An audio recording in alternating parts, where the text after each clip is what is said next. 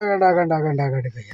భయ్య ఏంటి భయ్య మీరు అలా వెళ్ళిపోతారు భయ్య? ఎన్నిసార్లు చెప్పాలి భయ్య? భయ్య ట్రైలర్ నమ్మించి మరి మిమ్మల్ని తీసుకొచ్చిన తర్వాత మిమ్మల్ని నేను ఏ అప్డేట్ ఇవ్వకుండా పంపిస్తానని ఎలా అనుకుంటున్నారు భయ్య?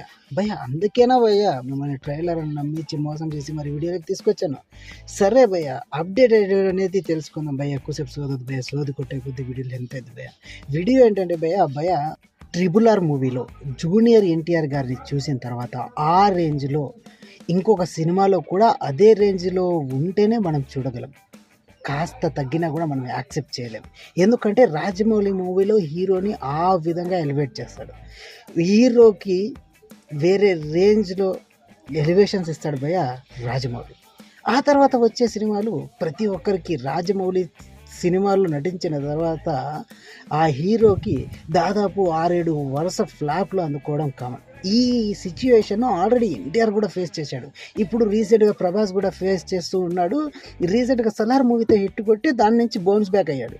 సో ఇప్పుడు RRR సినిమాతో జూనియర్ ఎన్టీఆర్ గారు రాజమౌళితో నటించిన తరువాత ఆచార్య మూవీతో బిగ్గెస్ట్ ఫ్లాప్ అందుకున్న కొరటాల శివ గారి దర్శకత్వంలో చేస్తున్నాడు భయ్య దేవరా మూవీ జూనియర్ ఎన్టీఆర్ గారు.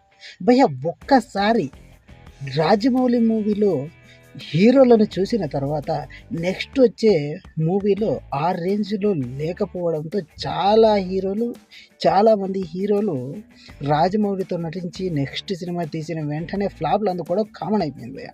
సో కాబట్టి ఇప్పుడు రాజమౌళి RRR మూవీలో నటించిన జూనియర్ ఎన్టీఆర్ గారు అలాగే దేవరా మూవీతో వస్తున్నాడు కాబట్టి జూనియర్ ఎన్టీఆర్ గారిని రాజమౌళి కంటే హీరో ఎలివేషన్లో కానీ హీరోని చూపించే విధానంలో కానీ కొరటాల శివ గారు 100% సక్సెస్ కావాలి భయ్య ఈ సినిమాలో. లేకపోతే ఖచ్చితంగా సినిమా అట్టర్ ఫ్లాప్ కావడం ఖాయం. ఎందుకంటే రాజమౌళితో బాహుబలి తీసిన ప్రభాస్ ఇప్పటి వరకు ఫ్లాప్లను ఫేస్ చేసుకుంటూనే వస్తున్నాడు. సలార్తో రీసెంట్గా హిట్ కొట్టాడు కానీ పూర్తిగా హిట్ కొట్టలేకపోతున్నాడు.